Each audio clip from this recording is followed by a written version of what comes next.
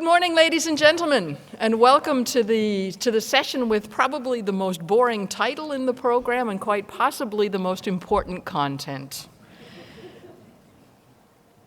It's important because the world is changing, or maybe the world isn't changing. Maybe it's just our understanding of the world is changing and our understanding of our role in the world is changing. What happens in the Arctic isn't just important for what happens in the Arctic. And what happens outside of the Arctic is also important for the Arctic. And realizing this new framework means that we need new knowledge for our decision making in order to make the development that we all want. A year ago, nobody would have questioned the need for new knowledge and research in order to make good decisions. Unfortunately, that doesn't seem to be the case everywhere in these days.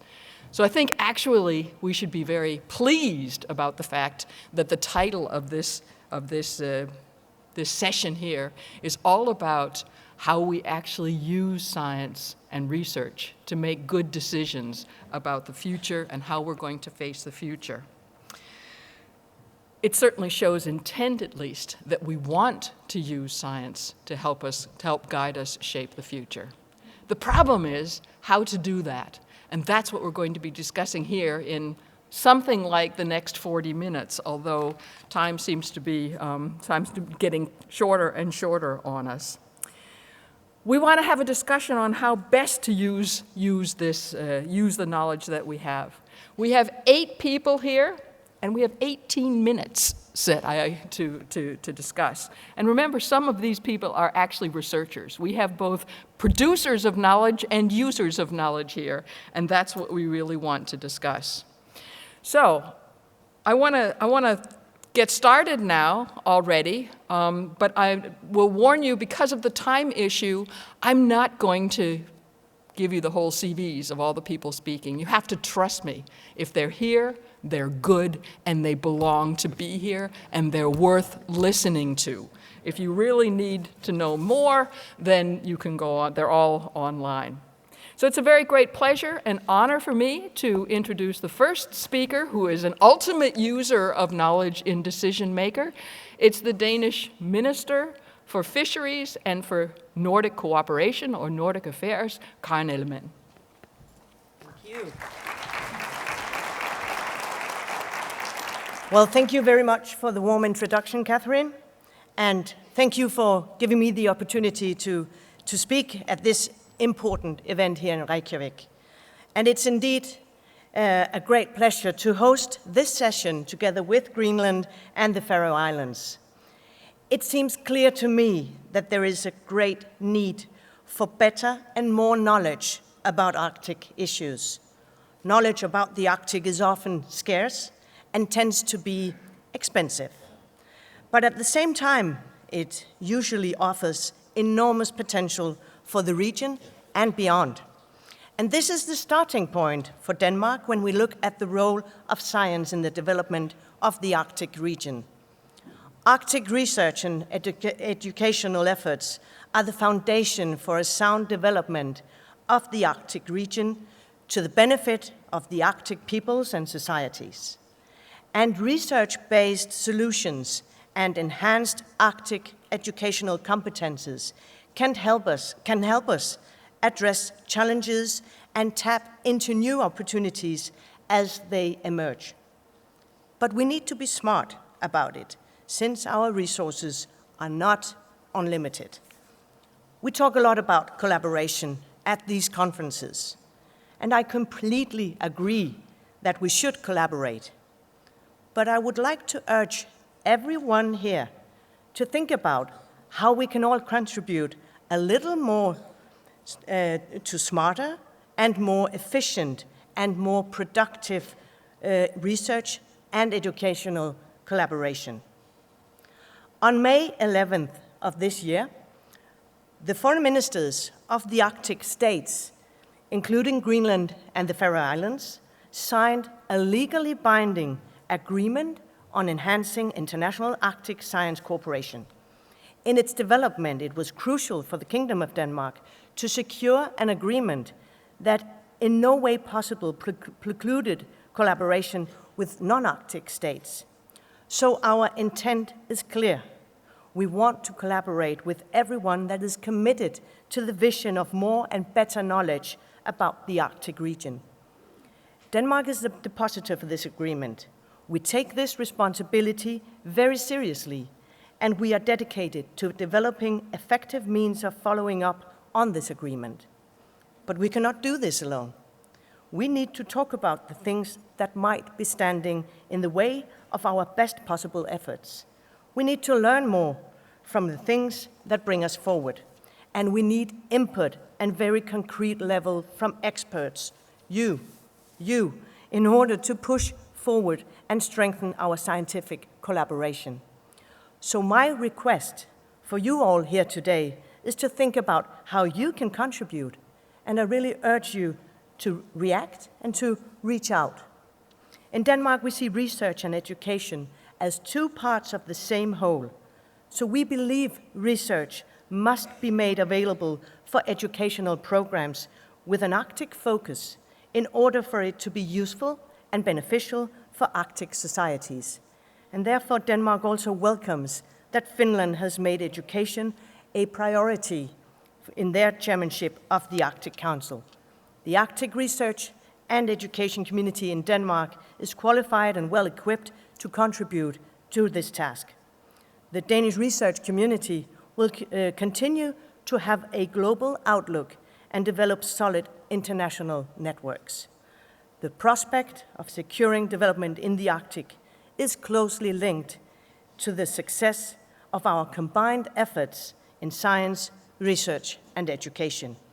And it is true, as in many other settings, and maybe even more so in the Arctic region, we are indeed stronger together and thereby more likely to succeed. Thank you. Thank you very much, Minister. And now it's my great pleasure to introduce a representative from who's Carsten Peter Jensen. He assures me that he's Carsten until he gets a little older. The Peter belongs to older people. Now take note of that. But Carsten Jensen, who is head of department at the Greenland Ministry for Education, Culture, Research, and Church. Carsten. Thank you very much for that introduction.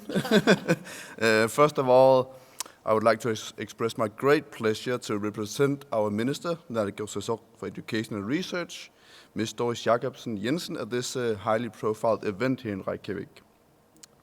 Naalakkersuisut Jensen is sorry she couldn't attend, and she therefore sends her greetings and has asked me to pass on with these words. Raising the educational level in Greenland is a top priority for the Naalakkersuisut, the government of Greenland, and research is regarded as one of the very important elements for doing so. Research and education in Greenlandic terms are key elements of the continuous national building process. We are educating our next generations, and our efforts are paying off. For example, in a 10-year period from 2005 to 2015, the share of students raised by 98%. Even though we still have challenges of raising the educational level, we are happy to see the progress made in such a short period of time. And these numbers will eventually affect the number of Greenlandic researchers as well. To further strengthen research in Greenland and develop the research community in Greenland, the Greenlandic Parliament adopted the Act on Research, Consultancy and Allocation of Research Funding in 2013. In line with the Act, Naalakkersuisut will present a new research strategy in 2018. The purpose of both the Act and the strategy is to enhance that research in Greenland is anchored in Greenland as well, for the benefit of both the environment and for the people in Greenland. Furthermore, the Act on the strategy will enhance cooperation in international research. In other words, we have a political focus of putting research into practice. We therefore hope that the increased activities will have a more direct involvement of our Greenlandic researchers and companies and a higher use of our indigenous and local knowledge. That is why Greenland, in close collaboration with Denmark and the Faroe Islands, is working on a new concept for creating an international research hub. And in order to have an effective hub, the hub must have a solid foundation in the society by having a close communication with the local people.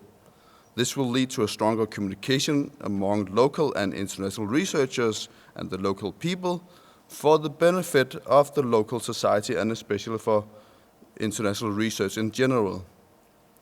With these words, I hope that this event will lead to a further strengthened cooperation and increased dialogue for the global benefit and especially for the benefit of the peoples of the Arctic.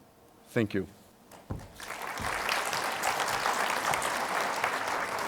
Thanks very much, Carsten. Okay, really clear messages from the political users of research that they want it.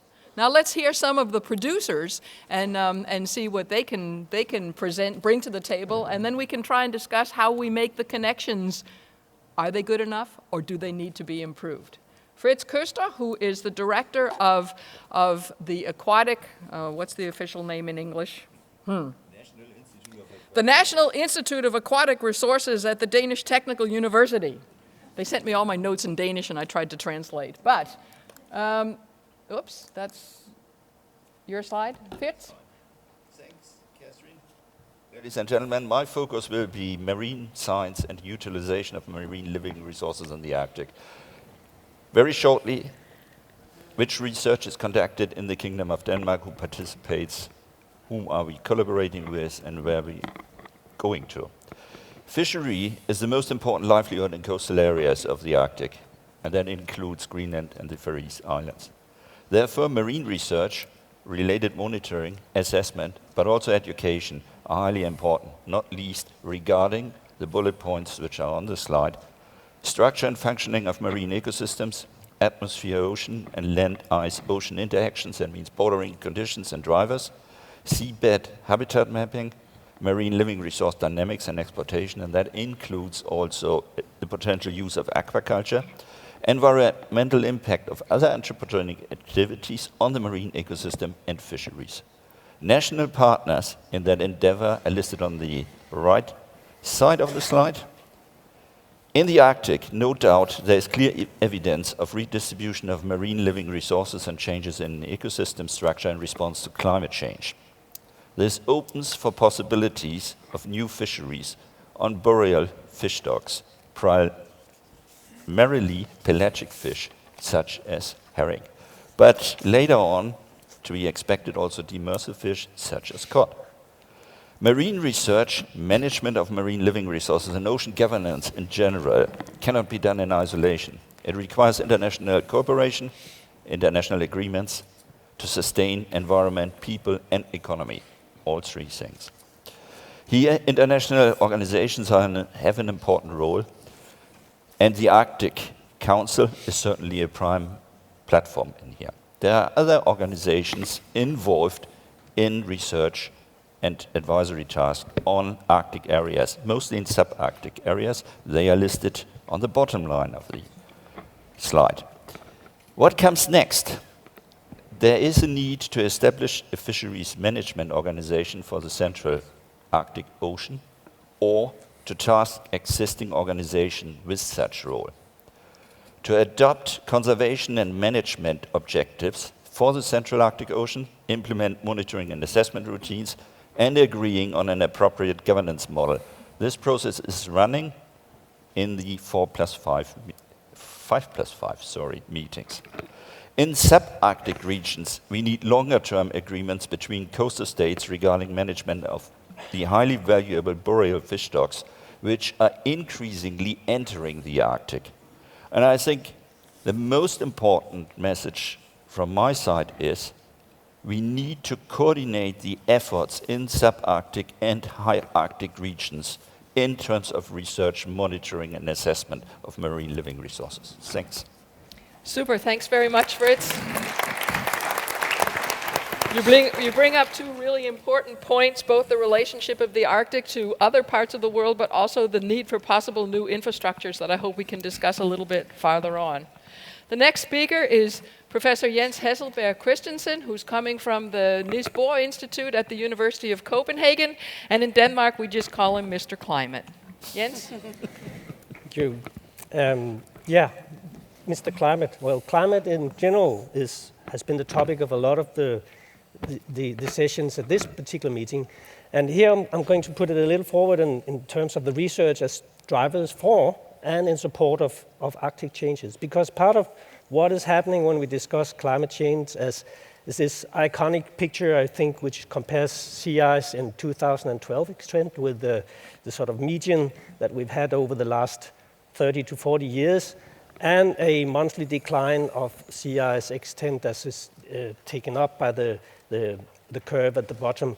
That is really what is sort of bringing together the Arctic with the rest of the world, because that is definitely an outside the Arctic influence. This is a total global picture. So it's the research that gone into this has to deal with what is the Arctic is exposed to, and this is the rapid change that we've heard so much about, and research is then divided directed into try to understand these changes, and that is the overall point of the research. That is to gain knowledge and understand what's happening. And sea ice is one of the areas, but there's a lot of other changes that's related to this, and we've spent the last 30 to 40 years to try to understand what brings this about. And science thinks and feels that it now understands, and that's allow us to predict what the future will bring. And in predicting, we are going into a different territory where we can start to make advice with the dialogues with users and stakeholders and allow us to react to the stuff that we can predict. And that basically means that today a lot of the efforts within research and also in the dialogue with the stakeholders is to prepare for the changes that are about just to come, just in terms of preparing for the more extreme stuff, but certainly also to identify the opportunities that are there. And that basically means that today the knowledge that's gained, it has to be some way conveyed into practical use. And this is going to happen in a dialogue where I think there is a dilemma, because scientists have so far not been very precise and able to do that. And I hope this particular event is one of those places that we can start that dialogue. That means that we, on the one hand, as a scientist, need to appreciate the receiver of messages, that is the stakeholders and broad, but it's also that the stakeholders need to appreciate that the scientists do not know everything. So we have to be creative and be able to keep that dialogue running to actually make sense of it all. Thank you. Thanks very much, Jens. Clearly, climate research is important for getting the background right here, but it's not only right, it's not only necessary for the Arctic, it's necessary for the rest of the world. But who gets rich on the results of climate research? Who should pay for climate research in the Arctic, and what's the role here? Lots of room for further discussion there. Peter Bjergo, you're going to move us into something entirely different. Peter Bjergo is professor at the Institute for Public Health at the University of Southern Denmark, but also affiliated here in Greenland. I would like first to thank the organizers for bringing health into the discussion today, because without health and well-being of the permanent residents in the Arctic, local development is both unrealistic and meaningless. That is why health research and the implementation of its results is important. My research team and we are mostly based at a Danish university, but also at the University of Greenland, and our work is carried out in daily collaboration with relevant institutions in Greenland, among which the Department of Health is important. Public health in Greenland has changed profoundly. Infectious diseases and accidents used to be the most important causes of death and disease, but have today been replaced by mental health issues and chronic disease. And I'd like to mention three major public health challenges of today. The first is adverse childhood conditions, which are closely related to poor mental health, misuse of alcohol and marijuana, and suicides. And these are the most important public health issues today. The second is smoking. Smoking is a time-worn public health risk, so much that it may be perceived as obsolete. But it is not. Tobacco is the one single risk factor responsible for most premature deaths and chronic disease in Greenland. Third is the obesity epidemic among the indigenous peoples of the Arctic. The increasing burden of chronic disease has the potential to become a serious threat to the health services and the national economies in the 21st century.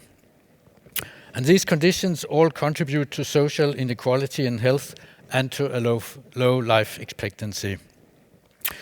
So what must be done? Well, the translation of government public health programs into local activities needs strengthening. Prevention must continue to be scientifically based, and it must be realized that the improvement of public health is a very long-term process. Thank you.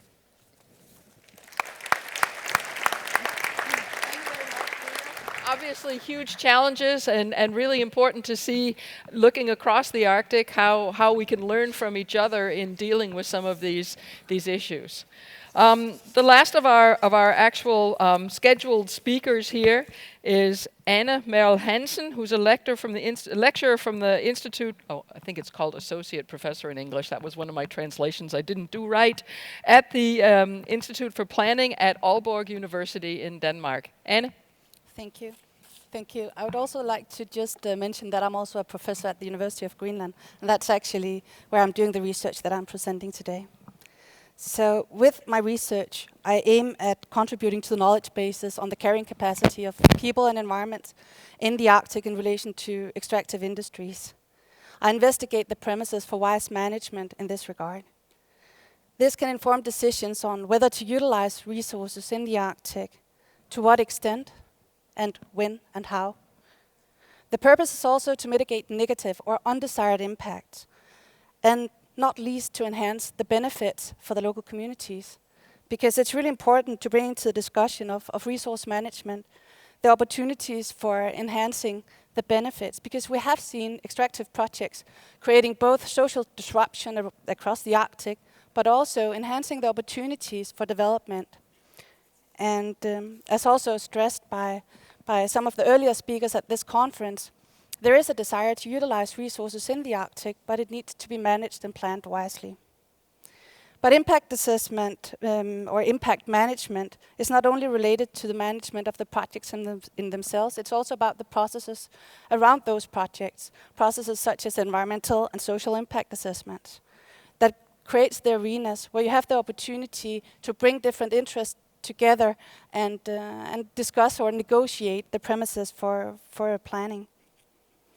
And it's generally recognized that conflicts can occur in relation to extractive projects.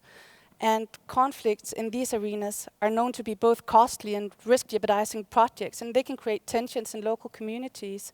They can even incite violence. And the negative impacts of these conflicts, they can be long-lasting, whether or not a project is implemented or not. So the potential for conflict is heightened during the impact assessment processes. And as I showed on the slide, there are different periods within the life cycle of extractive projects where the impact assessments are carried out in relation to given permissions for different activities in relation to both mining and extraction of hydrocarbons. And these are the arenas that I'm talking about where there is an opportunity both for conflicts to emerge and for conflicts to be managed. And in a recent study I did together with colleagues from Canada, we looked at mining in South Greenland and in Saskatchewan, two particular cases that included or involved uranium mining. And we looked at the conflicts rising around these projects. And the conflicts were very different, even though there are so many similarities between the two places. The problems in Greenland was very much about the problematic process around the planning, and there was a distrust towards the governments and towards the authorities, but also towards the companies and the information provided. There was also a fear about what uranium actually implicated. Whereas in Saskatchewan, the processes around the planning was much more inclusive, And people, they got to address their concerns during the process. And the conflict route, because there was conflicts in Saskatchewan as well, but they were about the environmental and social impacts and the allocation of benefits related to these projects. So a very different topic. And this is what the impact assessment processes are designed to handle. So based on this, we came up with recommendations for how to adjust the Greenlandic system. And I won't go into details because we have so little time, but some of the things that we recommended is increased inclusion of exactly what you talked about, Carsten, traditional, indigenous and local knowledge in the processes. And there are ways to do this, and we can learn from Canada. Thank you. Super, thanks very much, Anne. The people factor, obviously what we really need much more understanding about. Melina Abelsen, you are the commercial director for Air Greenland. How does all this resonate in your ears? I mean, I don't imagine that you wake up every morning and say, oh, I wonder what those researchers have on their plate today. But do you have a role? Do you see, how do you view research and new knowledge? And does it mean anything to you in your world? Of course it does. Coming from a large company in Greenland, in a Greenland context, I would say that knowledge is, of course, or research is most important to us when it can actually create some growth for sustainable growth within the country. I'm just sitting here thinking that we have a company that is based in Greenland where we have local people trained. We do a lot to train local people. So obviously we are living in the context that Peter talks about. We have workers every day that smoke cigarettes like everyone else, and we have social problems, and we have obviously people that are influenced by the society that we live in. So research does mean a lot in how we together with the researchers and the politician can create a sustainable development for the Arctic regions, or Greenland in specific in this context. I believe that, I might be naive, but I actually think that the politicians, the researchers and the large company, at least those that are going to be there for a long time, have a common goal, which is having a sustainable development. And when I talk about a sustainable development, I mean the Brundtland principles. Obviously, our company wants to look into how can we create growth for our company so we can be part of securing a sustainable development within our country. And we see that as a part of our role because we are dependent on our country and vice versa. So research is indeed very important. The thing that I would like to stress is that often the research might be looking at challenges or obstacles. It would be very beneficial for the Arctic if the researchers also, I'm not saying that they don't, but looked into opportunities of how we can actually develop industries in a sustainable way in the Arctic. For instance, within tourism, we have so much to learn from the other Arctic countries. Perhaps we could look in at best practices of how we do this and make sure that we don't do it in a way that is causing nature problems. Super, thanks very much. I'd like you all to notice, and not least of which the four producers of knowledge sitting here, that the first person to mention the Sustainable Development Goals and the UN Agenda 2030 was the commercial representative that we have here. I think that's really very, very interesting. Sustainable development hasn't been what we've been really focusing on until your intervention. So thank you very much, Melina. Finally, Monique Rosing is actually a colleague of mine. He's a professor at the National History Museum in the University of Copenhagen in Denmark. Don't let that fool you. The fact that we are professor colleagues means that we usually meet either in Greenland or in airports. But he's also the chairman of the board for the University of Greenland. And Monique, we've had 4 very interesting and important pieces of the puzzle in terms of putting the knowledge together, presented here. But they are puzzle pieces, and they're not put together. Do they need to be put together? And if they need to be put together, how and why? I think that research is really valuable in its own right, and it doesn't need to be put together in each individual field in the interest of those fields. But in the interest of society, it needs to be coordinated and also synthesized into something that's useful and understandable to the society. And I think one thing that we can see here with the enormous audience that this conference is drawing is that the Arctic has gained increasing interest from the outside world. But historically, the Arctic has always been a region of fascination from the outside world, maybe a region for exploitation, and it's a object for research. But it's kind of been in a parallel universe where the Arctic is not a part of this process. And I think that what we see now is an aspiration in the Arctic to become a part of this process and also to be a beneficiary of this all this activity. So I think that I really like to kind of resonate with what the Greenlandic Naalakkersuisoq said about the need for a hub construction or something like that. We need to have a place in many places in the Arctic, but for Greenland in particular, one place where research can meet each other. So where trades of research can learn from one another, but also can meet civil society and the industry and trade in Greenland. So I think really we have been discussing it at many of these kind of meetings. I think it's about time that we do something about it. I would say that I would propose that the University of Greenland, which I have something to say about, but also the University of Copenhagen, I know is interested in many others, that actually we sit down and get it started. And I think we should not have a chrome-plated, full explained and described thing. I think we should have a functional research hub starting before we meet next time here. I would personally make that my objective, that we have it, and that'll be real. Excuse me, did you just say stop talking and start doing? Yes.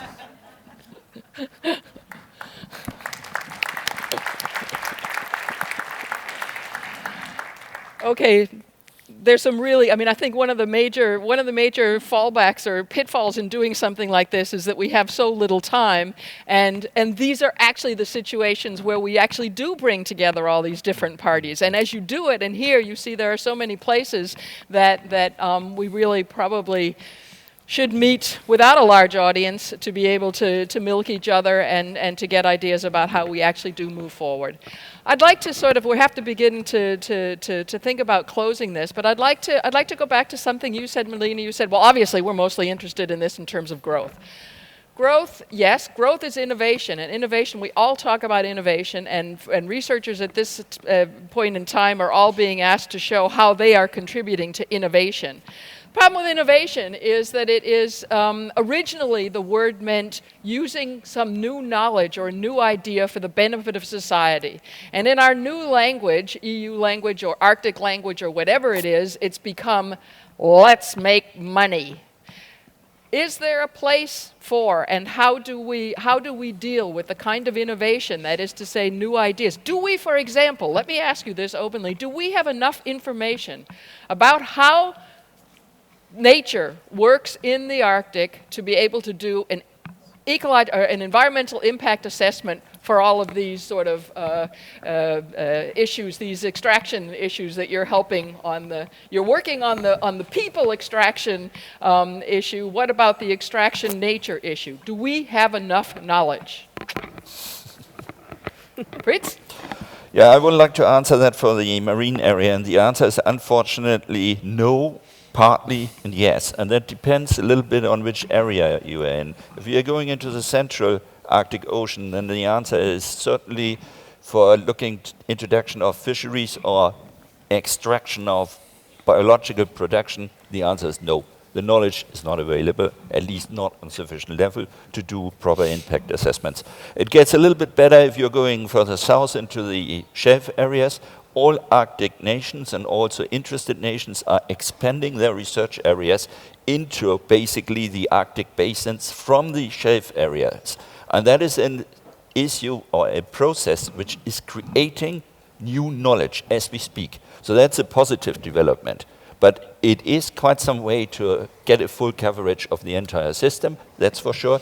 World is dynamic, also underwater. There are different scales of variability, also in relation to climate and weather. So that is not an easy task to monitor and observe and assess, I would say. Well, I will clearly give the same answer. Do we have enough knowledge? No, we do not. We will probably never have enough knowledge as long as we are living and developing.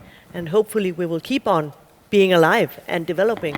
And that's why I also want to comment that I think it's really important that in all aspects, with all your fantastic bits and pieces, try to have the bigger picture, which is for me following the Sustainable Development Goals, because there we have the recipe of the direction.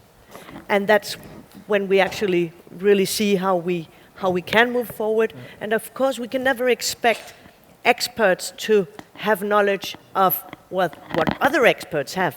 But you sit now 4 representatives together, and the importance is, in my opinion, that we do create these meeting places where you are open about your bits, your knowledge, and having the possibility to actually make the puzzle, and that is simply to be able to live healthier, better lives.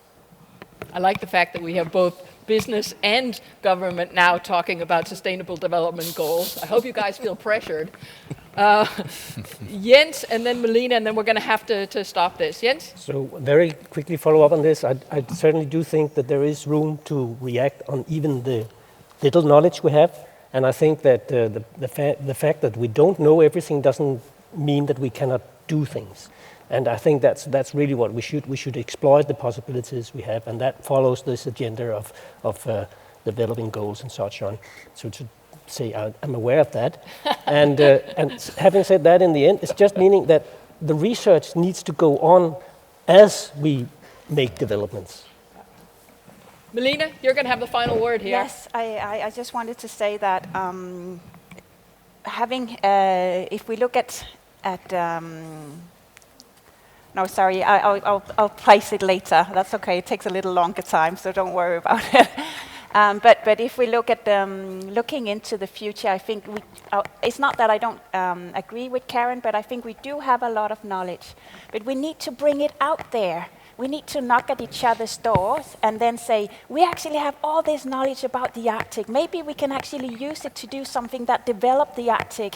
And often I think we work like this, and then we say, okay, the private sector, and then we have the research sector, but maybe we should bring it out and do this hub and try to involve each other, because then I actually think that innovation doesn't have to be so different when it is within the private sector as it is when doing good for the society. I don't see those as contradictions. I see them as something that can go hand in hand. I'm sorry if that took a little longer. No, that was you saved me from having to sum things up. So thank you very much. I want you to join me, and I think the message here is that we do have a lot to talk about, and we should be talking to each other more. And I do think actually the sort of stop talking, start doing is also an important message coming out of this. So I want to thank you for listening, and I want you to join me in thanking all of our discussion participants here. Thank you.